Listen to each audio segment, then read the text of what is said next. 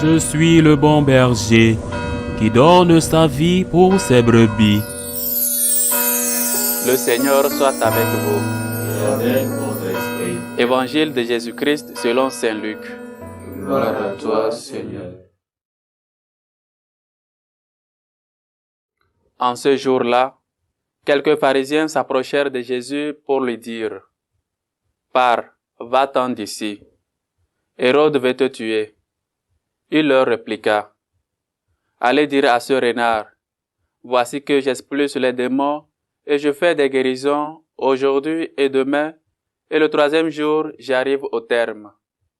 Mais il me faut continuer ma route, aujourd'hui, demain et le jour suivant, car il ne convient pas qu'un prophète périsse en dehors de Jérusalem.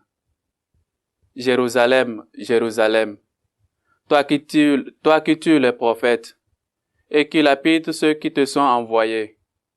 Combien de fois ai-je voulu rassembler tes enfants, comme la poule rassemble ses poussins sous ses ailes, et vous n'avez pas voulu. Voici que votre temple est abandonné à vous-même. Je vous le déclare. Vous ne me verrez plus jusqu'à ce que vienne le jour où vous direz: Béni soit celui qui vient au nom du Seigneur.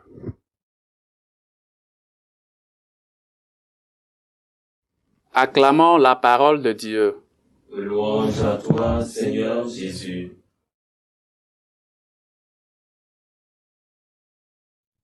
Bien-aimé de Dieu, loué soit Jésus-Christ. L'évangile que nous venons d'écouter nous présente quelques caractéristiques de Jésus-Christ, quelques caractéristiques de sa mission. Et aujourd'hui, Jésus se présente comme un Dieu de miséricorde, comme un Dieu de compassion. Plusieurs fois, nous avons vu Jésus dans les évangiles pleurer sur les villes. Jésus a pleuré sur la ville de Cosaïne, il a pleuré sur la ville de Sidon.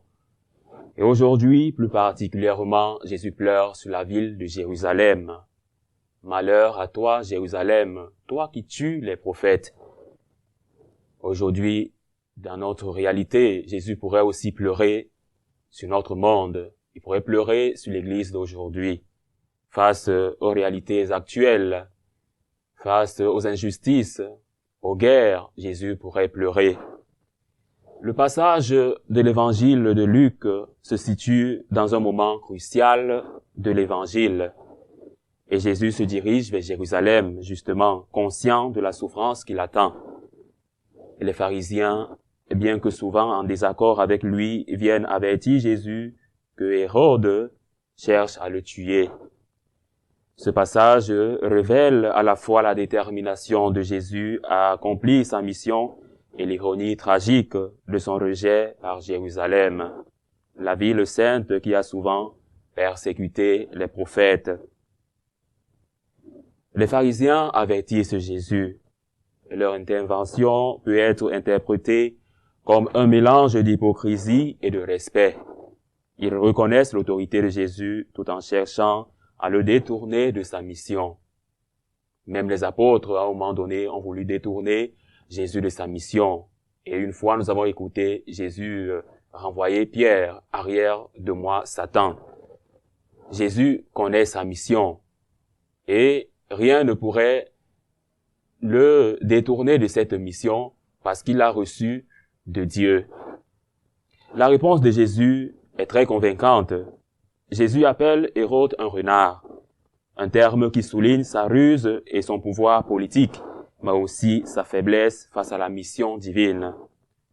Et Jésus affirme qu'il continuera à guérir et à chasser les démons jusqu'à ce que son œuvre soit totalement accomplie. Jésus se lamente, il pleure sur Jérusalem. Ici, Jésus exprime une profonde tristesse pour la ville qui a tué les prophètes. Il se présente comme une mère poule, souhaitant rassembler ses poussins, illustrant son désir de protection et de réconciliation. La lamentation de Jésus est une prophétie de désolation. Jésus annonce que Jérusalem sera laissée désolée. une référence à son rejet qui aura des conséquences tragiques. Et la phrase « Il ne convient pas qu'un prophète périsse en dehors de Jérusalem » souligne l'ironie de la situation. La ville sainte, censée être le lieu de la révélation de Dieu, devient le lieu de son rejet. L'évangile que nous avons écouté, ce passage nous enseigne plusieurs vérités fondamentales. Premièrement, la détermination de Jésus. Malgré les menaces, malgré les difficultés, il persévère dans sa mission. Cela nous rappelle la force de la vocation chrétienne face aux adversités. Plusieurs fois, nous pouvons désespérer, mais le modèle de Jésus, persévérant, doit toujours être une force qui nous pousse d'aller à l'avant, de continuer sur ce chemin, sur le chemin de la chrétienté. La miséricorde de Dieu. Jésus pleure sur Jérusalem, montrant que même dans le rejet, il y a un appel à la repentance et aussi à la réconciliation. L'importance de la mission de Jésus. La mission de Jésus est une mission salvifique. Jésus ne se détourne pas des difficultés. Cela nous interpelle sur notre propre engagement à vivre et à partager notre foi, même lorsque cela devient difficile. Aujourd'hui, le message de l'Évangile nous interpelle. C'est un message qui interpelle chaque chrétien que nous formons.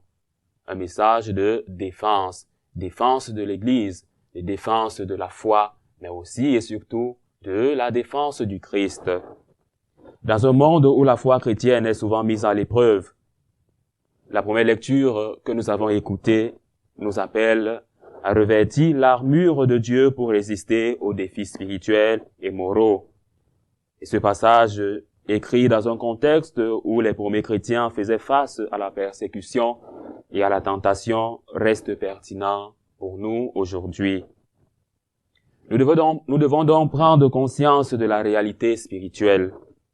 Comme chrétiens, nous devons reconnaître que nous sommes engagés dans un combat spirituel, apparemment invisible. Cela implique d'être vigilants et conscients des influences qui peuvent nous éloigner de notre foi. Nous devons donc revêtir l'armure de Dieu, nous consacrer totalement à Dieu. Chaque élément de l'armure spirituelle cité dans les écrits que nous avons écoutés aujourd'hui. La ceinture de la vérité, être des missionnaires de la vérité, défendre Jésus par notre vérité, dire la vérité au milieu des doutes. Et aussi la cuirasse de la justice, être des chrétiens de justice, des agents de justice dans le monde. Et aussi revêtir les sandales de l'évangile, c'est-à-dire être des missionnaires, porter l'évangile jusqu'aux extrémités du monde, porter le Christ jusqu'au bout du monde. Nous devons aussi revêtir le bouclier de la foi, une foi qui ne défaille pas devant les difficultés.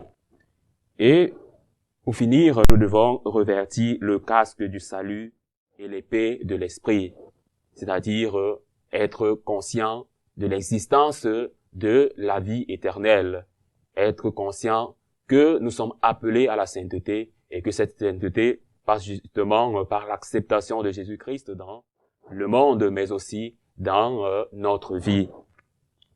Cela implique une urgence de la défense de la foi, c'est-à-dire la résilience face à l'opposition, comme Jésus. Les croyants sont appelés à faire face à l'opposition. La défense de la foi nécessite courage et détermination, surtout dans un monde où les valeurs chrétiennes peuvent être contestées. Et aujourd'hui, plus que jamais, nous devons défendre le Christ. Défendre le Christ, c'est-à-dire être des témoins par notre vie personnelle, un témoignage personnel. Chaque chrétien est appelé à témoigner de sa foi et à défendre la vérité de l'Évangile dans sa vie quotidienne.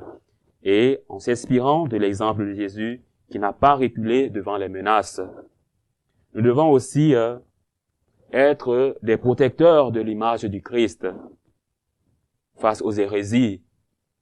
Jésus reste et demeure Dieu. Il est Dieu, il est la deuxième personne de la Sainte Trinité, vrai Dieu et vrai homme. Dans un monde où le Christ peut être mal compris ou déformé, il est essentiel de clarifier et de défendre sa véritable identité et son message. Le message de Jésus est intouchable, c'est un message divin. Nous devons défendre l'Église. Nous croyons à une Église qui est une, sainte, catholique et apostolique. Nous croyons à la tradition de l'Église, au magistère, mais aussi à la véracité, aux écrits inspirés. Nous croyons à l'inspiration des Écritures, l'unité et la solidarité. L'Église doit se rassembler pour faire face aux défis contemporains, en promouvant l'unité, en soutenant ses membres dans leur foi. Et aujourd'hui, bien-aimés de Dieu, nous devons nous engager dans nos milieux sociaux et éthiques. Nous devons nous engager. La défense de l'Église implique aussi de s'engager dans les questions sociales. Aujourd'hui, avec la dépravation des mœurs, avec des politiques de mariage pour tous, nous devons être des missionnaires qui disent la vérité, qui enseignent le message de Jésus tel qu'il l'a lui-même enseigné. Des questions sociales qui éloignent l'éthique chrétienne. En témoignant des valeurs de l'Évangile dans la société, nous nous transformons en chrétiens, c'est-à-dire en disciples du Christ, c'est-à-dire que nous portons en notre sein l'identité même christique. Pour conclure, bien-aimés de Dieu, l'Évangile nous rappelle l'urgence de défendre notre foi. Et le Christ et l'Église face aux défis contemporains, cela nécessite un engagement actif et surtout un engagement personnel. Lui dire, Seigneur, je te fais confiance, je t'aime, je crois en toi. Une volonté de témoigner et une solidarité au sein de la communauté chrétienne. La mission de l'Église, notre mission, est d'apporter l'espérance et la vérité du Christ dans un monde souvent en désaccord avec ses principes.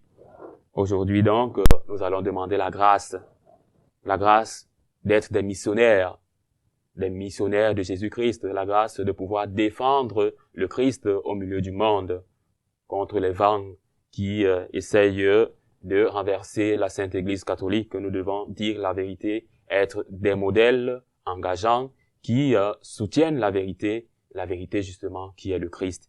Loué soit Jésus-Christ. Amen.